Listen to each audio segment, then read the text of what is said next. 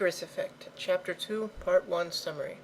We begin cutting back to Anna in Washington. She's understandably bruised up and woozy. Her vision is blurry as her eyes are trying to reset themselves. She finally gets her vision back and reaches for her Mustang auto pistol. Her ears are trying to reconfigure too, as she has bionic hearing as well. To summarize, Chapter 2, Part 1 boils down to the good guys getting their asses handed to them. Anna manages to shoot one of the bad guys in the head as he's choking her, but the rest kill her whole team. They don't, however, kill the senator. A gun is pointed at her, and the guy just walks away. We learn that a Nordic guy with white blonde hair killed her friend. Also, Anna gets shot in the chest and turns on her healing og to help out. We found out earlier, with all the smoke and the fire, everything, that she has a breathing augmentation in her chest that she was going to use if the smoke got any thicker, but she didn't turn it on. I like the implication that she was conserving battery power, as that would be the only reason not to turn it on. So yes, she gets shot, but she's still alive because she has the healing og. And the section ends with a fade out. All in all, it was a nice little bit, and there's a lot of good detail I'm leaving out. There was an execution. The guy, what's his name? The person that the senator was meeting with got shot in the head, execution style. Chapter 2, Part 2. We're back with Saxon in Australia. He survived the crash impact. The way he did this was there was a safety foam that sprayed on him and hardened, but he got some in his mouth and nostrils, and he almost choked to death. So basically the foam sprayed all over him, the aircraft crashed and got torn to shreds. Lots of good description. I'm streaming past, if you want to read the book, it's good. I'm just doing the quick version. Descriptions of the wreck and such. Fire all around him. Sam Duarte is the only survivor. He was thrown from the plane and his legs were broken, but that saved him from burning up. Jeef is Saxon's first name, the story says again, or implies or suggests, I don't know. More gun descriptions. Saxon thinks about how the mission was blown before it even started, and ponders why what happened, how they got the bad intel, and, how they were sitting ducks. They couldn't even fight back. They were all in the plane, and they,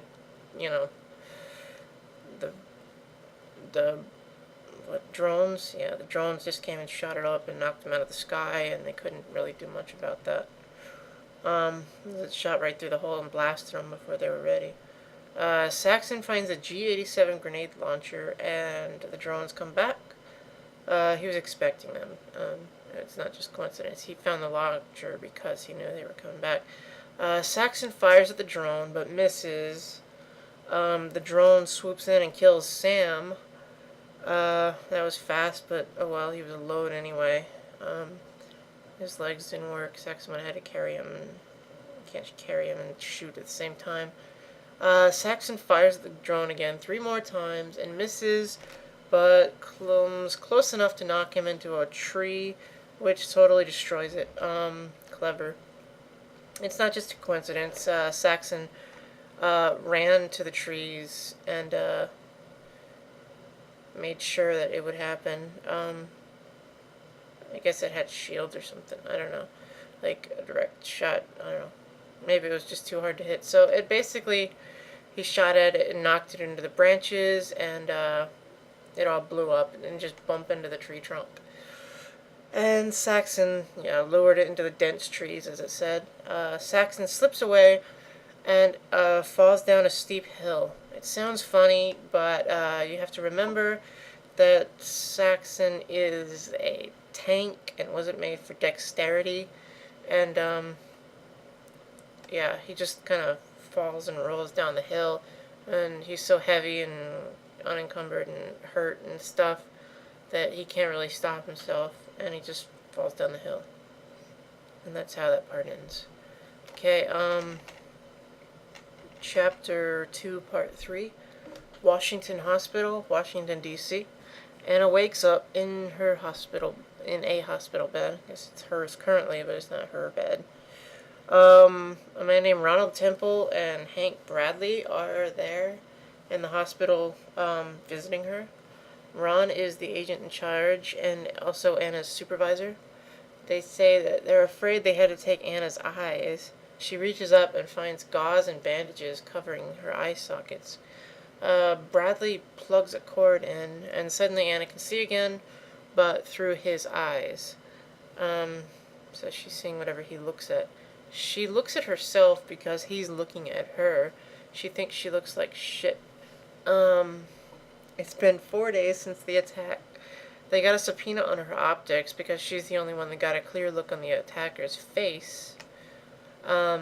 They say, we'll get you replacements, good stuff, upgrades from Caden or maybe Seraph. Sorry you had to wake up blind. The corpses were all blown up, even the one that Anna killed. So they don't have any evidence. They just have a few bits of DNA that they can't match to anything. The car was stolen from a Red Arrow Triad front. So maybe the Red Arrow was involved and they used their own car. Maybe somebody stole it from them. Anna wonders why she and Skylar weren't killed. Oh wait, Dansky was the guy the senator was meeting with. The head of Caden, he was killed too. I didn't notice that earlier.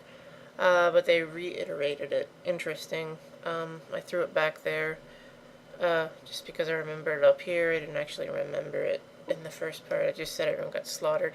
I didn't realize that he was one of the people that got slaughtered, and he was also the one that was, they point out again that Dansky wasn't just shot, he was executed, but the agents insist he was just collateral.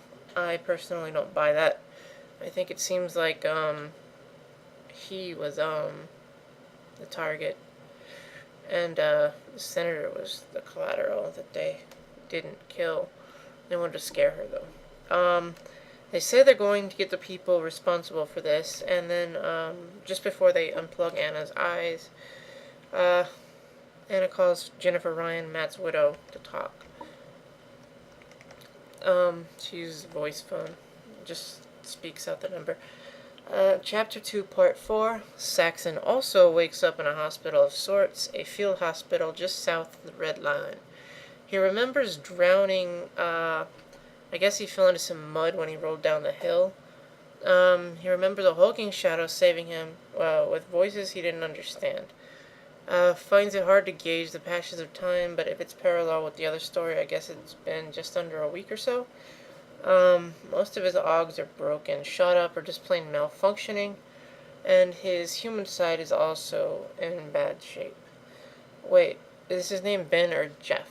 This is calling him Ben now.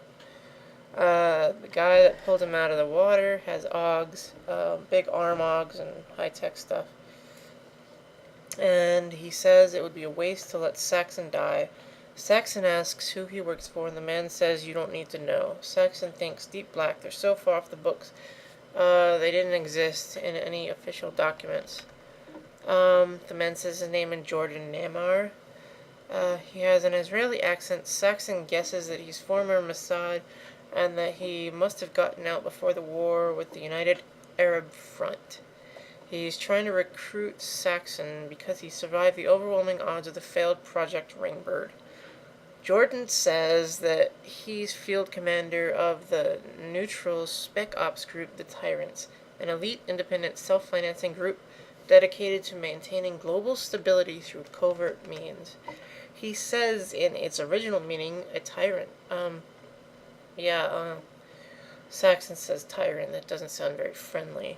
And then he responds saying that tyrant is somebody who attains power through their own means instead of being awarded it by birth, marriage, or elective. That's what we do.